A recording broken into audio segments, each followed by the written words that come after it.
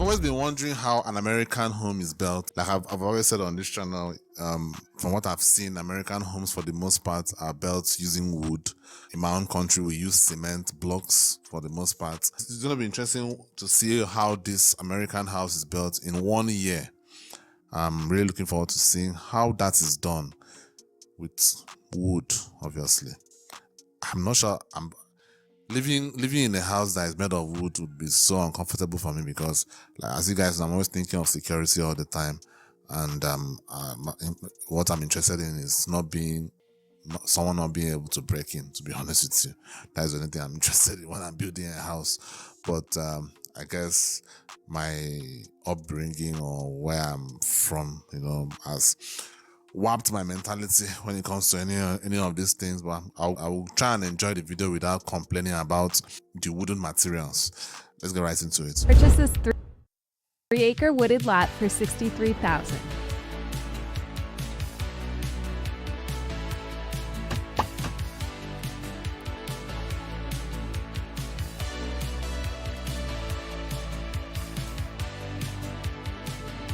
Next, the footings are dug for the house. Cement, okay. Foundation. Now it's time for the concrete.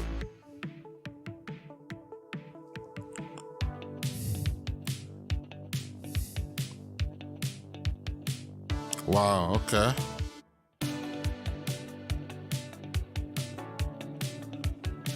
So the foundation, okay. So at the end of the day, it's still wood. But you need cement, obviously, to hold it down. Okay. Concrete to hold it down. After a week, the footings dried and we brought in the forms for the concrete basement walls.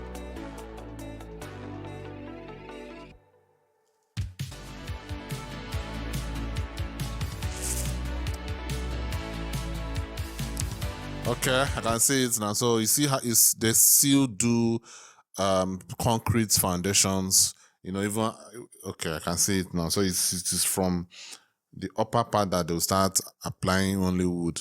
But from here it seems like it's a concrete foundation, even outside of the ground. Okay, that makes sense, because at the end of the day you can't depend on wood for things like this. You still need some concrete.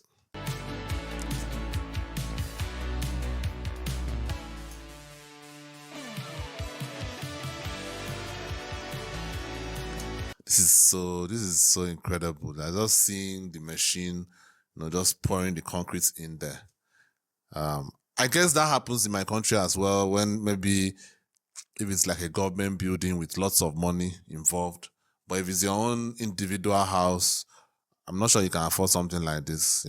It's manpower that you use for things like this to come in. People will be putting it in a bowl, putting it on their head and pouring it into the foundations. Wow, this is interesting seeing this. Like, I know it can still be used in my country, don't get me wrong, but that would probably be like a very big company, like very big construction company, for example. But I'm saying, like, if you are trying to build your own individual house, I think that would be a bit different.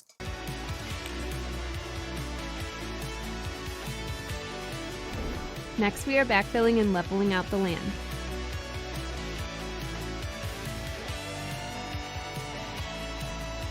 Yeah, I'm filling up the land. Once the land was leveled, the trenches for the garage were dug.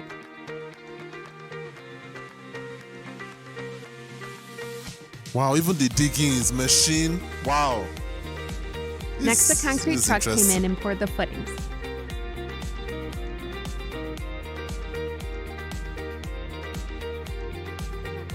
Wow. Now the plumbing crew is here to put in the underground plumbing. Now it's time for concrete floors.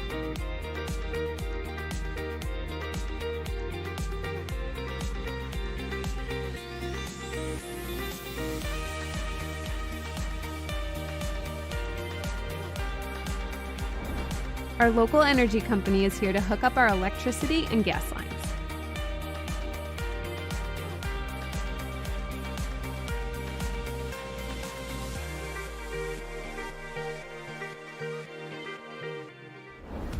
Next, the framing begins.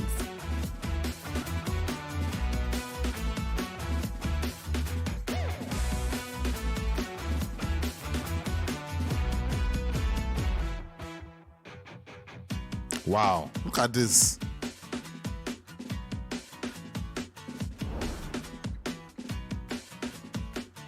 This is just the basement, so.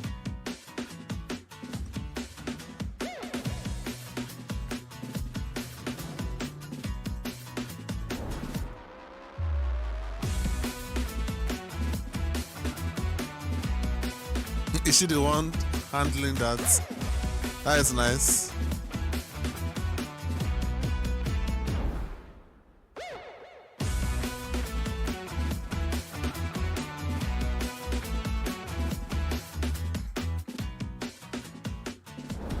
Now it's time for the first floor walls.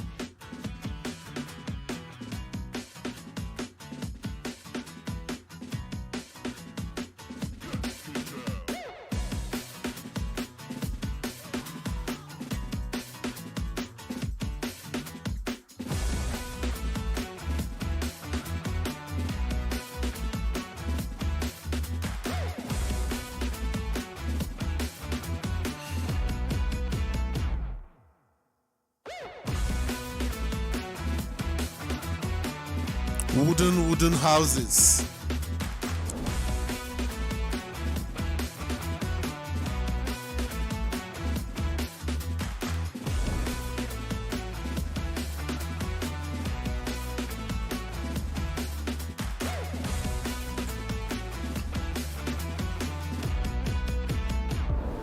Since our lot is in a rural area, we need to drill a well to get access to water.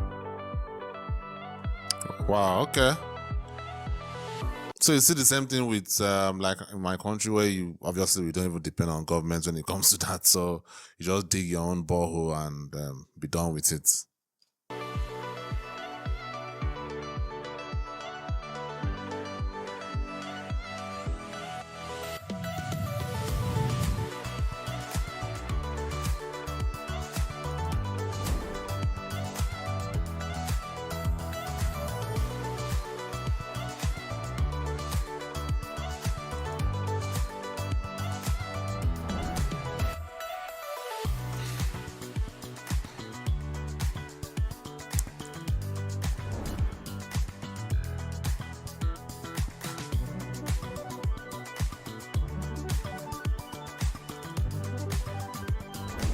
We brought in concrete slabs for our back patio.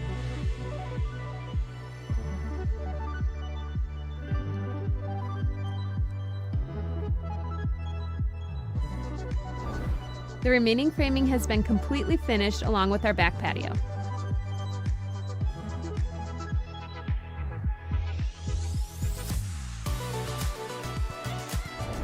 And now the house is ready for the trusses.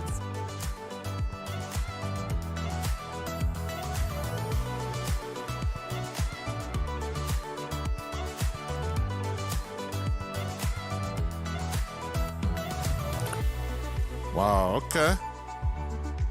Setting it up for the roof.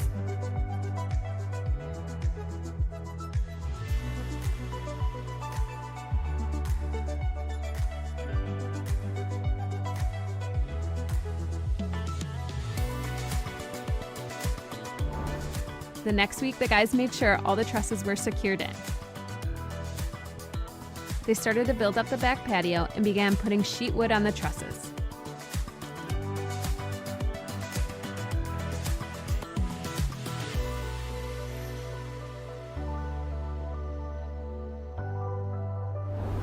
Once all the sheet wood is on the roof, they work on the main peak on the elevation of our home.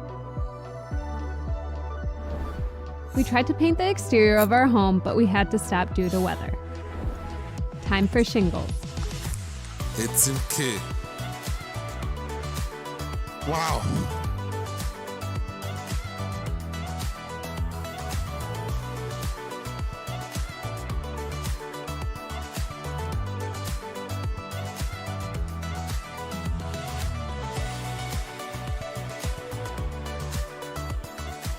We added some metal roof accents above our windows for decorative purposes.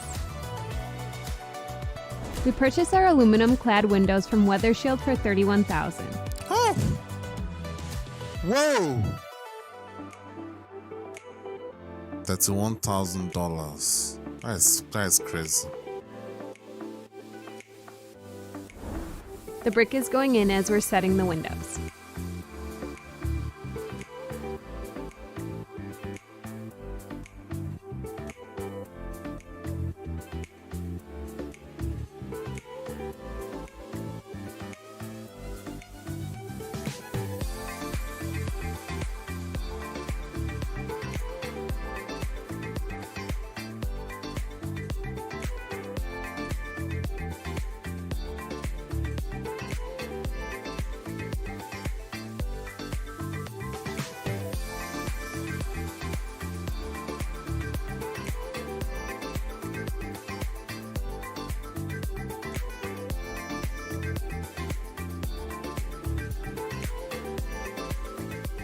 The brick and labor cost us $25,000.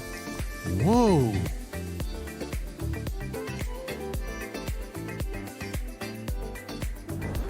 The framers are back to finish the board and batten on the main peak of our home.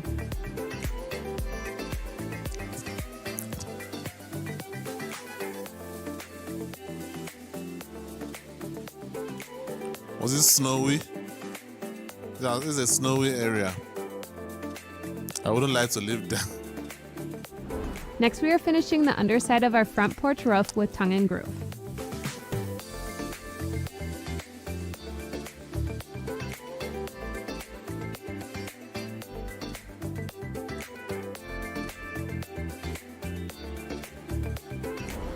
The electrician is here to place the first electrical wires and to set outlet and switch locations.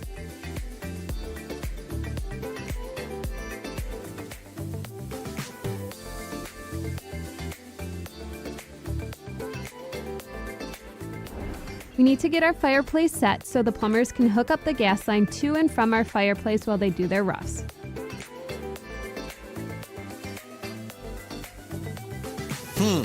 That's interesting. The fireplace needs gas. Okay.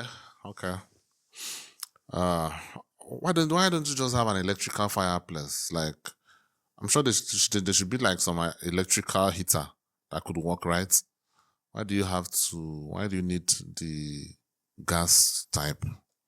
Maybe the bills. Yeah, electrical bills could be very, very high for that. We are insulating our entire house. First, we need to foam the windows and caulk the joints. We use R19 to fill the cavities in our walls, R38 in our step ceilings, and rafter vents in our soffit. Okay. We will do the attic at a later time. Oh, wow. That is nice. Our insulation cost came to $5,500. Wow. Insulation. That is interesting. Okay. A drywall crew is here to drywall our entire house.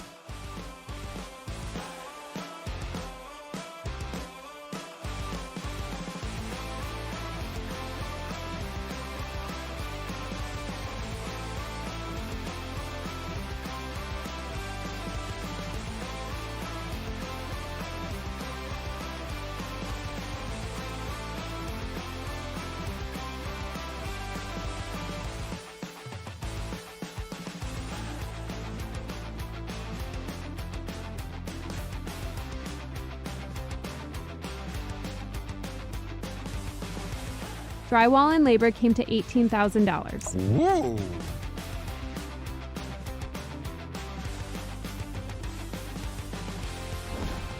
After the drywall is complete, the house gets primed.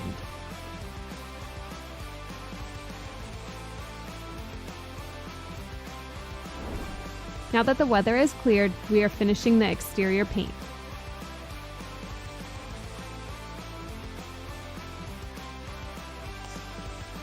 This place looks like it's in the middle of nowhere. I know it's a rural area, but man, like I don't know how you guys do it. I hear about it a lot, how people have vacation homes in the middle of nowhere, or people have homes in the middle of nowhere. Like, I know you guys have faith in your law enforcement, but man, I just can't do that. Like, I would feel so insulated from the rest of the world, and I would feel so uncomfortable. We are preparing the side of the garage for the stone.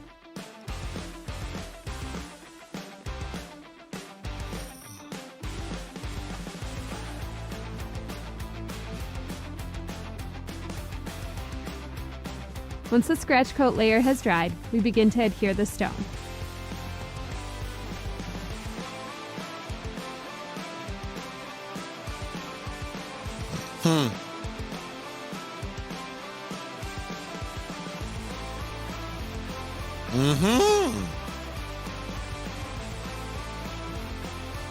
Wow.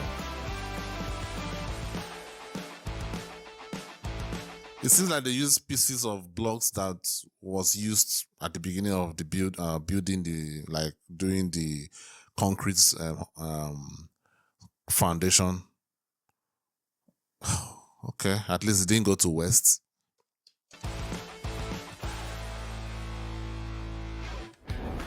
Now we are moving on to tiling our Jack and Jill shower.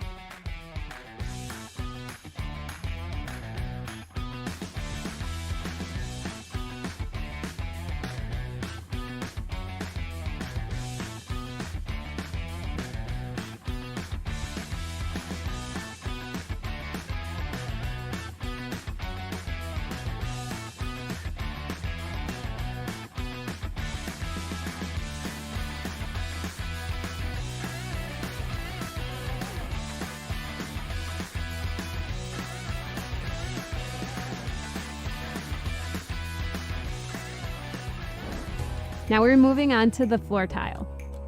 We added an uncoupling membrane to help prevent the tile from cracking and provide a water-resistant barrier.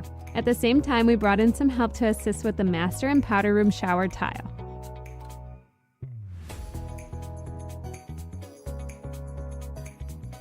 Man.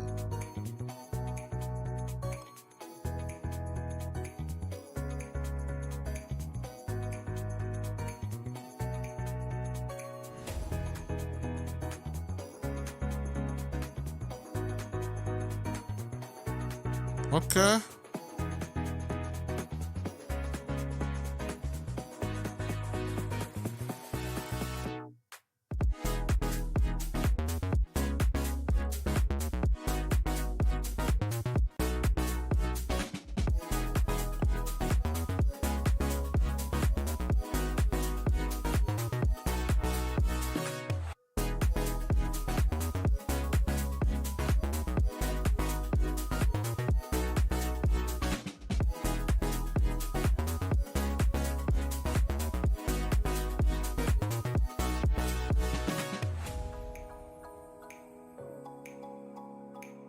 The tile material and extra help cost us a total of $11,500.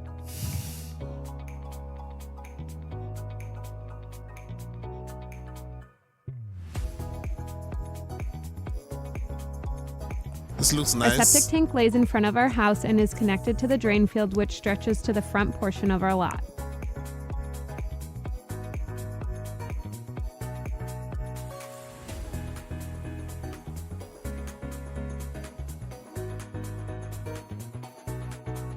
The septic tank and labor cost $13,000.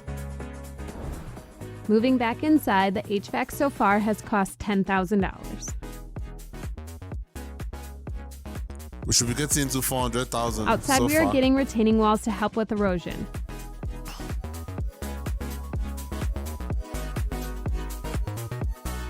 This seems so isolated, man. Seriously.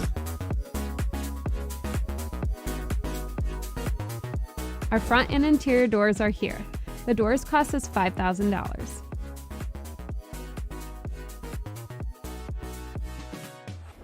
The remainder of the stone is going up on the front of our home. The stone and labor came to $18,000.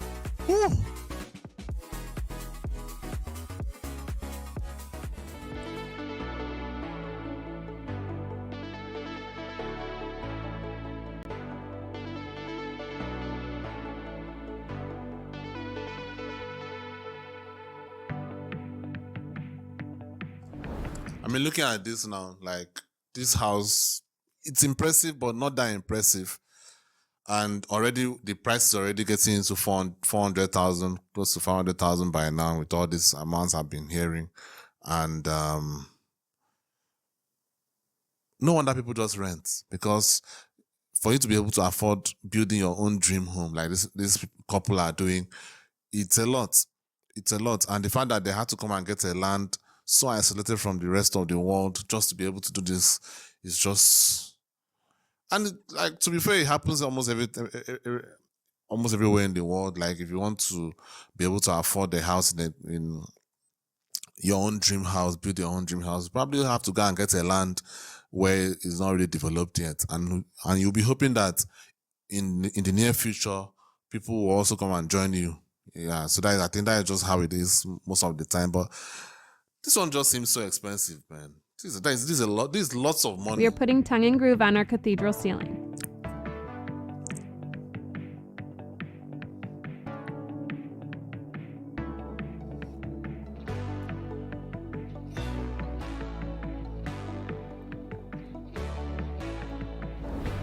The cost for our 14-foot wide driveway is $15,000. Wow. Just a driveway?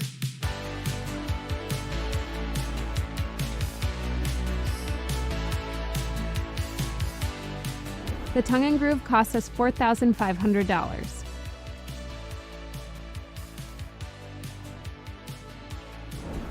Now that our cathedral ceiling is finished, we can blow in our attic insulation.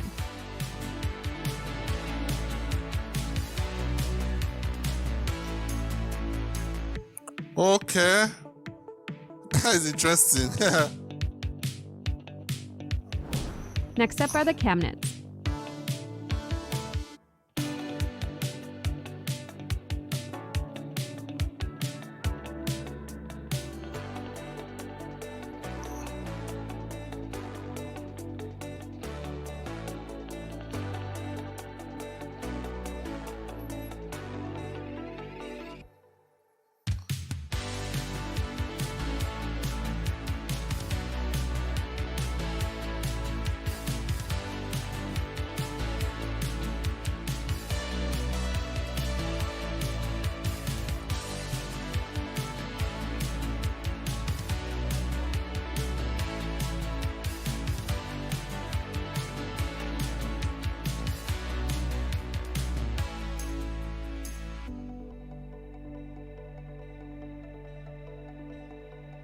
We installed our cabinets in the kitchen, bathrooms, and laundry room. The total cost of our cabinets and sinks came to $14,850. The countertops, sinks, and labor came to $10,200. Man, we are getting into 1 million now. We are getting into 1 million. At this rate, we are going to $1 million. We received all of our garage doors for $4,000.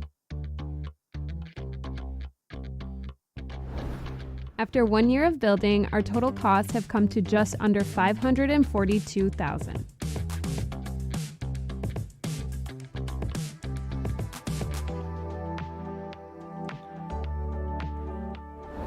So that's where we're at after 1 year of building our house. We still have a long ways to go, but it's getting there. And if you guys are interested... So what is the total now? After 1 year of building, our total costs have come to just under $542,000. Okay, 542,000. Okay.